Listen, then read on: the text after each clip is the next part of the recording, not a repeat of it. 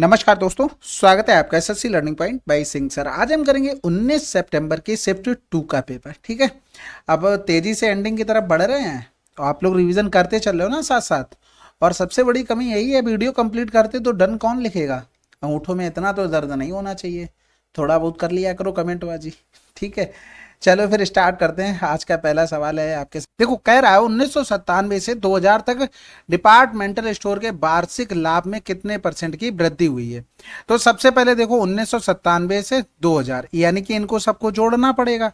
तो 5 5 10 की जीरो हो गया, हाथ से लगा एक हो गया, 13 एक 14, 14 और एक 15 और 10 25, 25 और 9 34, 34 और 7 41। ठीक है, इसको जोड़ेंगे तो लास्ट में तो जीरो इसमें भी आ जाना है। यहाँ पर करेंगे 8 5 13 1 14 3 17 हो गया, हाथ से लगा एक हो गया, 3 2 5 और 2 7 हो गया, 770 हो गया।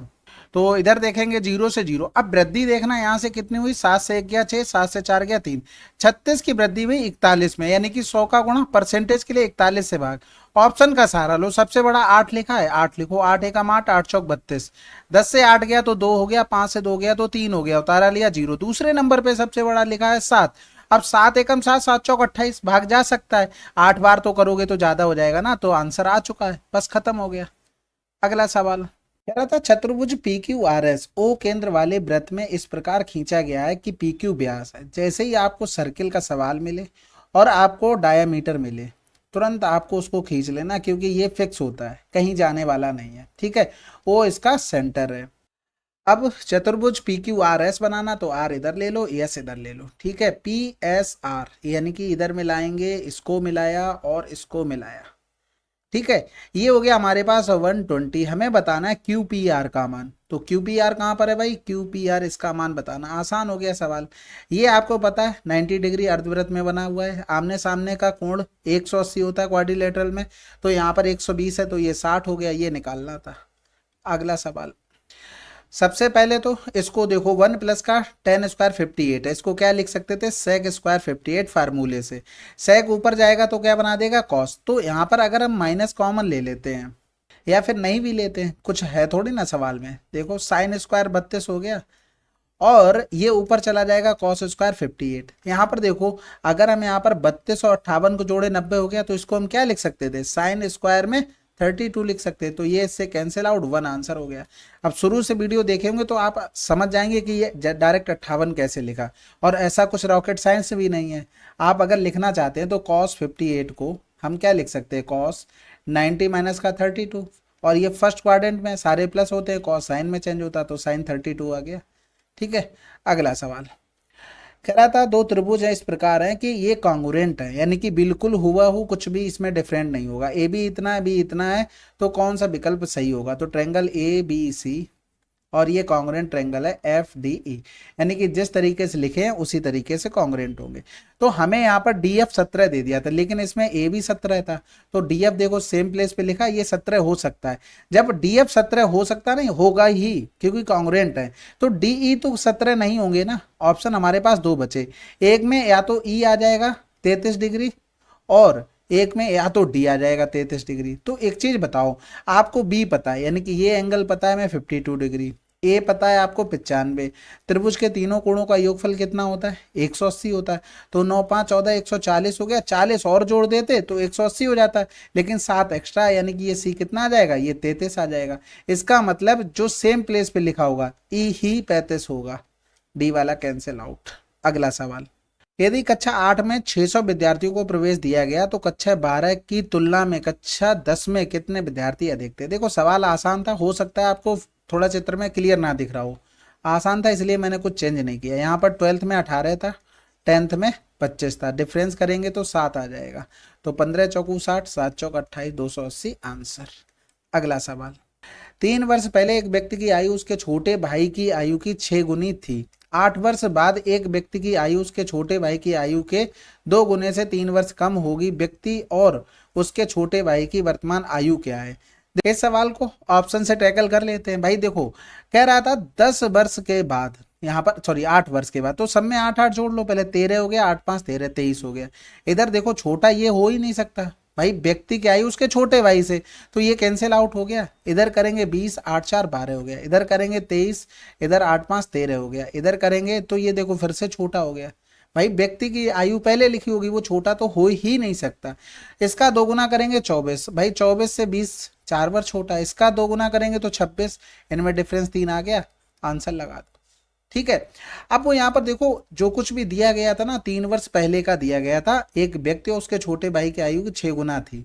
8 वर्ष बाद की बात कर रहा था, उसके छोटे भाई आयु के 2 गुने से 3 वर्ष कम होगी। अब हमें इसमें बेसिक से ही लगाना पड़ेगा, क्योंकि जब वो कम ज्यादा की बात कर देता है ना, तो थोड़ा सा हमें बेसिक पर ही जाना पड़ता है, क्योंकि यहाँ पर चीजें फिर रह नहीं जाती। सबसे पहले तो हम इसको x और x मानते, प्रेजेंट में आने के लिए मैं 6x प्लस का 3 और x प्लस का 3। अब कह रहा था 8 वर्ष बाद, तो 8 8 दोनों में जोड़ना पड़ेगा। और आयु के 2 गुने से 3 वर्ष कम है, किसके भाई, इसके 2 गुने से 3 वर्ष कम है, किसकी आयु, बड़े व्यक्ति की आयु। तो इधर करेंगे, ये 3 इधर आ जाएगा, 6 8 6 14, यानी कि 6x प्लस का 14 बराबर में 2x हो गया, 8 3 11 दूनी 22 हो गया। x इधर 2x इधर आ जाएगा तो 4x हो गया, और 12 14 8 हो गया। ठीक है, x बराबर में 2 आ गया। तो यहाँ से करेंगे 6 दूनी 12 आ गया, और सन की कितनी आ गई, या छोटे भाई की 2 आ गई। ये 3 वर्ष पहले का है, प्रेजेंट में जाने के लिए दोनों में 3 3 जोड़ना पड़ेगा, यानी कि 15 हो गया, 5 हो गया। अगला सवाल, 275 अंकित मूल्य वाली एक वस्तु को इतने छूट पर बेचा जाता है, विक्रेता अभी भी इतने % लाभ प्राप्त करता है, उसने इसके लिए कितना भुगतान किया। देखो इसको अभी भूल जाओ, कह रहा था 5% छूट देने के बाद भी इतना प्रॉफिट लेता है, तो डायरेक्ट आपको सीपी और एमपी में रेशियो लिखना आना चाहिए। जो भी प्रॉफिट की बात हो, 2 एमपी के नीचे डायरेक्ट लिख दो, जो भी छूट की बात हो वो यहाँ पर लिख दो, सीपी के नीचे, बात खत्म। ऐसा होता क्यों भाई, देखो मार्क प्राइस पर हमने छूट दे दी, सॉरी मार्क, हाँ ठीक है, छूट दे दी, तो ये इतना % बन गया, ये सेलिंग प्राइस बन गया। सीपी पर अगर प्रॉफिट ऐड कर देंगे तो ये क्या बन जाता है, ये भी सेलिंग प्राइस, दोनों को बराबर कर दो। अब देखो यही रेशियो बनेगा, तो आपको यहाँ पर डायरेक्ट लिखना था 104.5 बराबर में 275, आपको 95 का मान निकालना था। ठीक है, तो सबसे पहले तो जीरो इधर कर लेंगे, ये हो गया हमारे पास 19 पना 95, 5 दूनी 10 हो गया, 0 5 ने 45 हो गया। अब क्या कर सकते हैं, 7 5 12 2 14 हो रहा, 9 2 11 हो रहा, और 11 से कट भी रहा है, तो 11 कम 11 9 बार चला गया। अच्छा, आसान हो गया। ठीक है, ये 19 से 19 यानी कि 250 में वो खरीद के लाया होगा। अगला सवाल, एक स्कूल बिल्डिंग में एक ओवरहेड टैंक है, इस टैंक को भरने के लिए 50 बाल्टी पानी की आवश्यकता होती है। मान लीजिए कि टैंक बाल्टी की क्षमता इसकी वर्तमान क्षमता का 2/5 भाग कर दी जाती है, तो उसी टैंक को भरने के लिए कितनी बाल्टी पानी की आवश्यकता होगी। देखो हमने मान लिया कि उसकी क्षमता पहले 5 थी, तो 50 बाल्टी में इतना लगता था। अब उसकी क्षमता 5 का 2/5 हो गई, तो हमको x बाल्टियों की जरूरत पड़ेगी, यानी कि इधर 25 पंजे 125, हमें अब बाल्टी जरूरत पड़ेगी। ठीक है, आसान था। एक दुकानदार इतने केजी की दर से चावल बेचता है जिसका क्रय मूल्य इतना है, इससे संतुष्ट नहीं होने पर पैकेट से 200 ग्राम चावल निकालकर अपना लाभ बढ़ाने की कोशिश करता है। दुकानदार के कुल लाभ % बताइए। देखो सबसे पहले उसने क्या किया कि 40 रुपए की चीज ग्राहक से 44 ले रहा था, और प्रति केजी की बात हो रही थी, यानी कि 1 केजी का एक पैकेट था। तो इसका मतलब ये हुआ कि उसने ग्राहक से तो 1000 ग्राम के पैसे लिए, लेकिन उसने 200 ग्राम चावल का घपला कर लिया, तो अपने पास से 800 ग्राम ही दिए। तो यहाँ से 3 जीरो ये चले गए। ये ऊपर देखो ग्राहक से जो पैसे लेते हैं वो लिखते हैं, और नीचे जो उसके पास से खर्चा होता है उसको लिखते हैं। तो 3/8 गुणे में 100, इसको लिखेंगे 12.5%, 3 और लग जाता तो 37.5% आंसर। अगला सवाल कह रहा था दोनों वर्षों में दुकान S2 की कुल बिक्री और दोनों वर्षों में दुकान S5 की कुल बिक्री का अनुपात क्या है। तो S2 यानी कि S2 यानी कि 160। देखो ऑप्शन देखना कितने बढ़िया दिए गए, ये नहीं हो सकता, ये नहीं हो सकता, यही 2 ऑप्शन हो सकते। अभी ये फिर से बता देंगे क्यों, पहले भी बता चुके हैं। S5 में अगर देखेंगे तो 8 से 14 140 हो गया, तो यहाँ से ये कैंसिल आउट हो गया। तो ये देखो अगर हम इससे चेक करते तो ये ऑप्शन नहीं हो सकता था, ये नहीं हो सकता था, ये 2 हो सकते थे। बस देखो प्रॉब्लम ये होती है, जैसे आपने 16, प्रॉब्लम नहीं होती मतलब सोल्यूशन, 2 अट्ठे 16 2 सत्ते 14, आप इनका रेशियो सिंप्लीफाई कुछ भी करके ले आए, लेकिन आप इससे इन पर जा सकते। तो हम 16 को चेक कर रहे थे, 3 से हम 16 पे जा सकते थे नहीं, 7 से 16 पे नहीं, 5 से जा सकते थे क्योंकि यहाँ पर 160 लिखा था, हो सकता है यहाँ पर जोड़ कुछ और आ जाता, इसलिए वो 0 को नहीं लिया। अगर 0 को हम कैंसिल आउट करके देख लेते तो वो 5 वाला भी नहीं आता, तो उसको भी हटा सकते थे। ठीक है। अधिकतम और न्यूनतम बिक्री का माध्य कितना होगा? तो अधिकतम बिक्री भैया सबसे ज्यादा किसमें है? 584 है, और सबसे कम कितनी है? 205 है। इन दोनों को जोड़ लेंगे, माध्य का मतलब एवरेज होता है। तो 5 4 9 हो गया, और 2 पंजे 10, 2 चौकू 8, 1 9, आंसर लगा दो। भाई यूनिट डिजिट 9 है, माध्य का मतलब एवरेज, 2 से भाग देना पड़ता, और आंसर में यहाँ पर जो कुछ भी लिखा होगा उसमें गुणा करने पर 2 का हमें यूनिट डिजिट 9 मिलनी चाहिए। देखो 2 दूनी 4 खत्म, 2 तिया 6 खत्म, 2 सत्ते 14 खत्म, 2 पंजे 10 की 0, 2 चौकू 8, 1 9, देखो मिल गया, खत्म हो गया सवाल। और आपको कुछ जोड़ना भी नहीं था इतना। ठीक है, अगला सवाल। अब इस सवाल में सिंपल सा क्या करो, टी बराबर में 45 पुट कर दो, खत्म करो सवाल। देखो अगर 45 रखा तो 90 बन गया यहाँ पर, तो 90 रखेंगे, साइन 90 का मन, ये तो पूरा क्या हो गया? 0 हो गया। यहाँ पर देखेंगे तो 1 प्लस का 2 हो गया, नीचे करेंगे 1 माइनस का 2, यहाँ 0 नहीं आ रहा, इधर करेंगे 1 माइनस का 1, 1 प्लस का 1, ये 0 आ गया। इधर करेंगे 1 माइनस का 2, इधर 1 प्लस का 2, यहाँ 0 नहीं आएगा। इधर करेंगे 1 प्लस का 1 अपॉन में 1 माइनस का 1 हो गया, तो ये इनफाइनाइट बना देगा, जो कि आंसर नहीं चाहिए आंसर। ठीक है, अगला सवाल करते हैं। एक वृत्ताकार बेलन की आधार त्रिज्या इतनी है, यदि वक्र पृष्ठीय क्षेत्रफल इतना है तो बेलन का आयतन क्या होगा? देखो बेलन का आयतन क्या होता है? पाई आर स्क्वायर एच होता है। यहाँ पर अगर हम लिख लें क्या, 2 का गुणा 2 का भाग, तो कहने का मतलब है 2 पाई आर इंटू में एच अपॉन में 2 इंटू में आर लिख सकते हैं। इसका मान आपको दिया गया था क्या? 792, और अपॉन में हो गया 2, इंटू में हो गया 10.5। ठीक है, आप 11 की डिविजिबिलिटी भी चेक कर सकते हैं, वो आपके हैंड में है, उसमें मैं कुछ एक्स्ट्रा नहीं बता दूंगा, सोल्यूशन करवा देता हूँ, इसीलिए काफ़ी बार भूल जाता हूँ बताना भी। तो सबसे पहले तो इधर 0 कर लेते हैं, आसान बनाने के लिए क्या कर सकते हैं, ये कर लो। अच्छा इधर भी कर लो, 2 पंजे 10, 4 से काट लेते हैं, तो 4 एकम 4 बचा 3 हमारे पास, 4 नेम 36, 4 अट्ठे 32।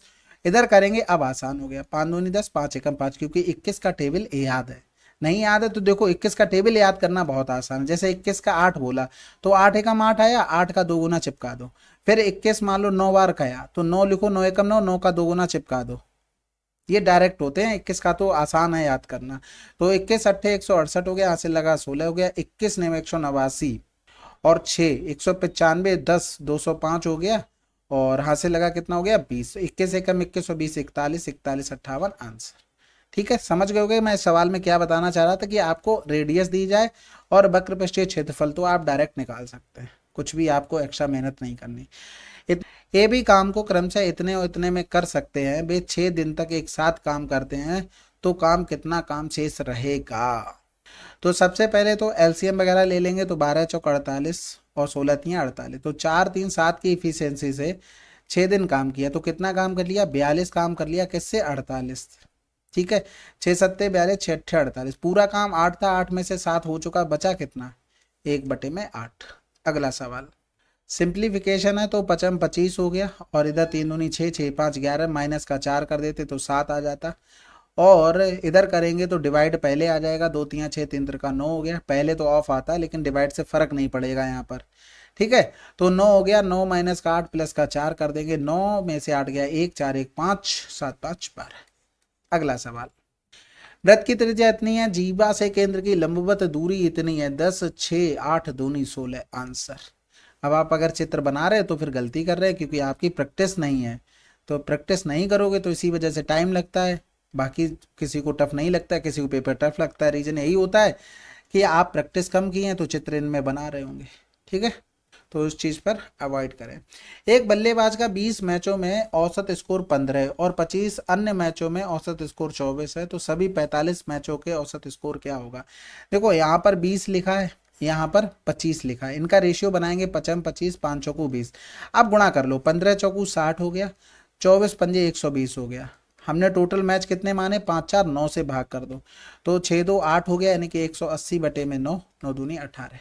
एवरेज पे काम करना था, रेशियो बना लो, कैलकुलेशन आसान थी इसलिए डायरेक्ट गुणा कर लिया, ज़्यादा टफ होती तो डेविएशन मेथड लगा लेते, लेकिन ज़रूरत हर जगह नहीं पड़ती है। एक चोर को एक पुलिसकर्मी 200 मीटर की दूरी देखता है, जैसे ही पुलिसकर्मी पीछा करना शुरू करता है तो चोर भी भागने लगता है। चोर की चाल इतनी है, पुलिस की चाल इतनी है, तो चोर पकड़े जाने से पहले कितनी दूर भागेगा? तो 10 से 9 गया 1, 1 बराबर में 200 हो गया, और चोर भागेगा 9, तो 9 दूनी 18, 1800 किलोमीटर में नहीं है, मीटर में, 1000 से भाग कर देंगे तो आंसर आ जाएगा 1.8। बस क्योंकि देखो भाई उनके बीच की कुछ दूरी है, पुलिस वाला यहाँ से यहाँ तक इसको पकड़ लिया, ये यहाँ से यहाँ तक पहुंचा, तो टी समय लगा दोनों में, टाइम कांस्टेंट, तो स्पीड में रेशियो 9-10 का, तो डिस्टेंस में भी रेशियो 9-10 का। हमारे हिसाब से 1 का डिफरेंस था, क्वेश्चन में 200 का था, तो चोर ने कितनी चली 9 चली, तो 9 बराबर में 9 दूनी 1800 मीटर हो गया। अब ये मत कहना किलोमीटर प्रति घंटा से चेंज क्यों नहीं किया, यहाँ पर रेशियो पर काम चल रहा है, कुछ भी चेंज कर लो वो तो कट ही जाना है, तो इतना दिमाग मत लगाना, ठीक है। तो इसको प्रैक्टिस इस तरीके से करके चलो कि आपको कम से कम लिखना पड़े। अगला सवाल, नंबर दिए गए थे, कौन सा नंबर 11 से डिविजिबल नहीं है। तो सबसे पहले तो देखो एक करके दिखाते हैं पूरा, और उसके बाद वैसे ही करना है। इनका डिफरेंस 6, इनका डिफरेंस -5, इनका डिफरेंस -1, तो -5 -1 और 6 इनको सबको जोड़ेंगे तो 0 आ जाएगा। 11 की डिविजिबिलिटी का रूल है कि सम आ जाए 0 और 11, तो 0 आ गया, पहला हो गया। इसी तरीके से अब इसमें डायरेक्ट 1 और 7 का डिफरेंस -6, 7 और 2 का डिफरेंस +5, 1 और 0 का डिफरेंस 1 हो गया, तो ये भी देखो सम करेंगे इनका सबका तो 0 आ जाएगा, ये भी हो गया। अगर इसको करेंगे 6 से 4 का डिफरेंस 2, 6 से 1 का डिफरेंस 5, 4 बचा, इनको सबको जोड़ेंगे 5 2 7, 7 4 11, ये भी डिवाइड हो गया। इसको करेंगे, जिसमें घटाने कुछ नहीं उसको ऐसे ही लिख देना है। 7 से 5 गया 2, 6 से 1 गया 5, 4 से 8 गया -4, इनको सबको अगर जोड़ेंगे तो 5 2 7, 7 से 4 गया 3 आ जाएगा, जो कि 11 की डिविजिबिलिटी का रूल में नहीं आता, तो आंसर हो गया डी, क्योंकि नॉट पूछा था। यहाँ पर देखो ये प्लस वाला है, माइनस वाले पे जाना, अगर इसका मान ए दिया है और इस पर हमें जाना है तो डायरेक्ट लिखना है √a² - 4। यहाँ पर आता तो मल्टीपल में x इंटू में 1/x भी है, ये कैंसिल आउट हो जाता है क्योंकि यहाँ पर इन दोनों का मल्टीपल। कभी कभी सवाल ऐसे भी बनेंगे कि a + b बराबर आपको समथिंग दिया होगा और आपसे पूछ लेगा 2a+ ऐसे करके, तब आपको ये चीज़ भी लिखनी पड़ेगी, क्योंकि यहाँ पर 2a प्लस का 2b, अच्छा ऐसे लिख लो a+b का होल स्क्वायर, तो यहाँ पर a भी कटते नहीं है, तो आपको पूरा लिखना पड़ेगा, ये चीज़ ध्यान रखना। तो यहाँ पर करेंगे 49 - 4, तो रूट में कितना गया 45 हो गया, तो 9 पन्ना 45 लिख सकते हैं, 3 बार √5 आंसर। अगला सवाल, अब देखो इसकी मैक्सिमम वैल्यू बतानी थी। जब हम CHSL का करवा रहे थे ना, तब भी हमने ये लिस्ट सभी में लगाई थी, और यहाँ पर भी हम लगाते चलेंगे अगर जितनी बार पूछा गया, जिससे आप एक बार पॉज करके पूरा पढ़ लें, क्योंकि इस पे क्वेश्चन कम आते हैं और जब आते हैं फिर फंस जाते हैं। देखो सबसे पहला ही वाला पॉइंट पूछा गया था और मैक्सिमम वैल्यू पूछी गई थी, तो दोनों में सेम ही फार्मूला होता है, ये चीज़ ध्यान रखना। बस माइनस प्लस का खेल होता है, वो आगे लग जाता है। तो अंडर रूट में 2 दूनी 4, 3 त्रिका 9, आंसर आ गया √13। अगला सवाल कह रहा था किसी वस्तु की कीमत लगातार 2 बार बढ़ाई जाती है, अंतिम कीमत इतनी है और प्रारंभिक कीमत 1000 थी। दूसरी बार परसेंटेज वृद्धि पहली बार की परसेंटेज वृद्धि से दुगनी थी, तो दूसरी बार कीमत कितने परसेंटेज की वृद्धि हुई। देखो कोई चीज 1000 थी, पहली बार जब बड़ी होगी तो हमने a% मान लिया तो इतनी बड़ी होगी, दूसरी बार अगर बड़ी होगी तो ये 2a बड़ी होगी, और बटे में 100 हो गया। बराबर में हमें दे दिया था 2295। अब इसमें ज्यादा नहीं, ऑप्शन का सारा लेना था, सवाल आपका आंसर आ जाना था। ये इससे कैंसिल आउट, 1 0 से 1 0 चला गया, यानी कि हमारे पास बचा 100 प्लस का a और 100 प्लस का 2a। इतना भी नहीं करना था जो जीरो वगैरह काट के हम इधर उधर कर रहे हैं, डायरेक्ट आपको ऑप्शन पकड़ना था बस। सबसे देखो आसान कौन सा लग रहा है, जो 2 से आप आसानी से काट लोगे, क्योंकि जो मान दिया गया दूसरे का, तो 2a बराबर हमने मान लिया कि 70 हो गया, तो a बराबर कितना आ गया 35 आ गया, तो यहाँ रखेंगे 135 हो गया, और इधर करेंगे भाई इसका तो मान 70 था ही, तो ये 170 हो गया, तो 17 पना 85 हो गया, 17 51 और 8 कितना हो गया 59, 17 कम 17 और 5 22। देखो सेटिस्फाइड कर गया, आंसर लगा दो। अगला सवाल कह रहा था 2 वर्षों के अंतराल पर पैदा हुए 6 बच्चों की आयु का योग 90 है, सबसे बड़े बच्चे की आयु क्या है। देखो 1 2 3 4 5 ABCDEF, ठीक है 6 बच्चे हो गए, बहुत आसान सवाल है। यहाँ पर देखो इसमें 2, ये इससे 2 वर्ष बड़ा, ये इससे 2 वर्ष बड़ा, ये इससे 2 वर्ष बड़ा, ये इससे 2 वर्ष बड़ा, डिफरेंस सब में बराबर चल रहा है। अगर हम यहाँ पर एवरेज लिखते तो 90 में 6 का भाग करते 15 आ जाता। भाई सबका सीक्वेंस बराबर चल रहा है, आपको पता है लास्ट टर्म प्लस का फर्स्ट टर्म बटे में 2 एवरेज आ जाता है, और सम तो दिया ही गया तो 6 का भाग कर दिया, बीच में आ गए। तो एक चीज बताओ, यहाँ से यहाँ जाएंगे तो 1 वर्ष बढ़ाना पड़ेगा, यानी कि 16, 16 तो 18, 18 तो 20, खत्म हो गया। ठीक है, अगला सवाल कह रहा था PQ और RS A और B पर प्रतिच्छेद करने वाली 2 वृत्तों की उभयनिष्ठ स्पर्श रेखाएं हैं। A और B दोनों ओर बढ़ाए जाने पर स्पर्श रेखा PQ और RS से क्रमशः X और Y पर मिलते हैं। AB बराबर 3 है और एक्स वाई 5 सेंटीमीटर। कह रहा ए बी, ए और बी पर प्रतिच्छेद करने वाले दो वृत्तों की, यानी कि ए और बी पर प्रतिच्छेद करने वाले दो वृत्त ये हमारे इस तरीके से बन गए। तो ये ए पर हो रहा, ये बी पर हो रहा। पी क्यू और आर एस दो स्पर्श रेखाएं हैं, तो ये पी क्यू हो गई और ये हो गई हमारे पास आर एस। ठीक है, तो ये दोनों पी क्यू और आर एस बराबर होंगे, क्योंकि भाई सेम टाइम के वृत्त हैं और सेम ही स्पर्श रेखाएं बननी, तो उसमें चेंज तो होगा नहीं कुछ। ये स्पर्श रेखा है, ये ध्यान रखना। तो एक चीज देखना, ये लाइन यहां से इसको बढ़ा दिया ए बी को मैंने। ठीक है, चित्र अच्छा नहीं बन पाता, लेकिन क्या करें, कोशिश तो बहुत करता हूँ। पी क्यू से एक्स पे मिला, अब ये वाई पर मिला। अब यहाँ पर देखना, ये लाइनें दोनों ये बराबर हो गई। ये लाइन जब बराबर हो गई और हमको ए बी बराबर में 3 दे दिया, एक्स वाई बराबर में 5 दे दिया, तो इसका मतलब है ये लाइन इसके बराबर भी होगी, क्योंकि भाई सेम टाइम की चीजें बन रही हैं।